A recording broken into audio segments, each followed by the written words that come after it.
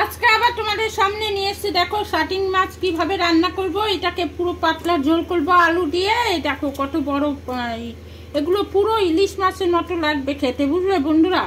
দেখো আমি ভেজে নিচ্ছি, কত বড় বড় দেখো।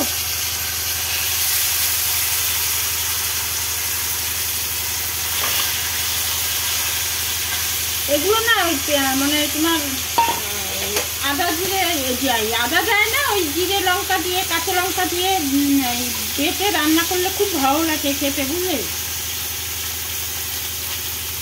হ্যাঁ বন্ধুরা, আমার ভাজা হয়ে গেছে। দেখো মাছগুলো হালকা করে ভেজে নিয়েছি, বেশি কড়া করে ভাজবো না, তাহলে একদম চিপসে যায়, বুঝলে।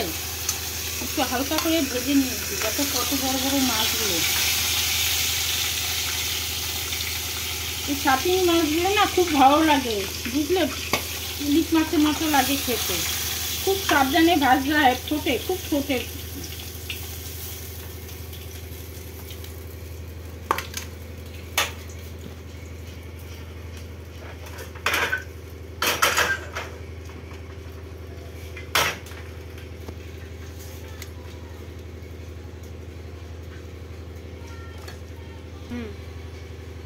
কড়াইতে আমি তেল দিয়ে দিয়েছি আর গরম হয়ে গেছে। এরপর দেখো এই যে কালো জিরে ফোড়ন দিয়ে দিলাম, যেহেতু পাতলা ঝোল করবো ওর জন্য একটু কালো জিরে দিয়ে দিলাম। এরপর আমি আলুটাকে দেখো যে ভেজে নেব। বেগুন দিলে এর সঙ্গে ভালো হয়, কিন্তু আমাদের একটু পছন্দ করে না বেগুন দিলে, তাই বেগুন দিইনি। আর এই আলুটাকে একটু ভালো করে ভেজে নিই লাল করে। এই দেখো আলুটা আমি লাল করে ভেজে নিয়েছি। আর এটার মধ্যে দেখো জিরে আর কাঁচা লঙ্কা, দুটো শুকনো লঙ্কা দিয়েছি। এর মধ্যে দিয়ে দিলাম বাটা।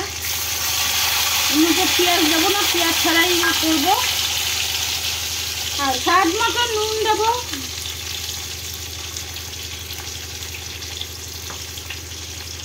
একটু হলুদের গুঁড়ো দেবো, একটু জিরের গুঁড়ো দেবো।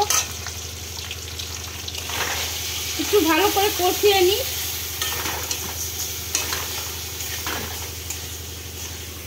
দেখাইতে হবে না।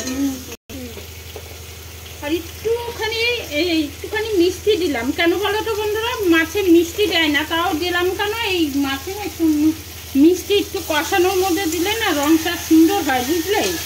তোমরা ভাববে মাছে আবার মিষ্টি দেয় কেন, মিষ্টি দিই না, কিন্তু এই রংটা একটু কালারটা চেঞ্জ করার জন্য একটু দিলাম। কষানোর মধ্যে, যে কোনো কষানোর মধ্যে মিষ্টি দেবে, দেখবে রংটা একদম অন্যরকম হয়ে যাবে। একটু কষানো হয়ে গেছে আমার। এটা পুরো ইলিশ মাছের মতো লাগবে খেতে। এবার আমি দেখো যে হলুদ মাখা জলটা ছিল সেটাই আমি দিয়ে দিলাম। মাছে হলুদ মাখা ছিল জলটা, সেটাই আমি দিয়ে দিলাম। একটু 5 মিনিটের মতো ফুটিয়ে নিই। দেখো বন্ধুরা, আমার আলুটা সেদ্ধ হয়ে গেছে। এবার আমি মাছগুলো এক এক করে ছেড়ে দেবো। এই দেখো কতগুলো মাছ ছিল, বুঝলে বন্ধুরা। আমি তোমাদের সামনে 3খানা দেখিয়েছি কেন, এতগুলো মাছ তো ভাজার সময় লাগে, যার জন্য আগে ভেজে রেখেছিলাম এই মাছগুলো। এই 3টে মাছ ভেজে তোমাদের সামনে দেখিয়েছি।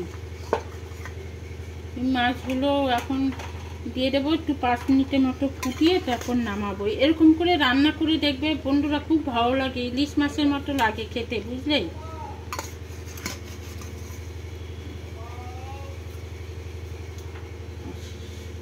ছাল বাকলা উঠে যায়।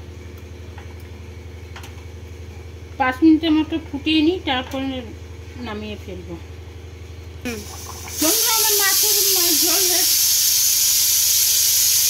বন্ধুরা দেখো আমার মাছের ঝোল হয়ে গেছে। আমি এই একটা কাঁচা লঙ্কা এর মধ্যে দিয়ে দিলাম। এবার আমি নামিয়ে ফেলবো। দেখো মাছের এটা দেখো কত সুন্দর হয়েছে, রংটা দেখছো শাটিং মাছের। এই ভিডিওটি ভালো লাগলে লাইক শেয়ার কমেন্ট অবশ্যই করবে। একদম ইলিশ মাছের মতো গন্ধ বেরিয়েছে, বুঝলে বন্ধুরা। একটু বড় জায়গায় না রাখলে না ভেঙে ভেঙে যায়। ভিডিওটি ভালো লাগলে লাইক শেয়ার কমেন্ট অবশ্যই করবে।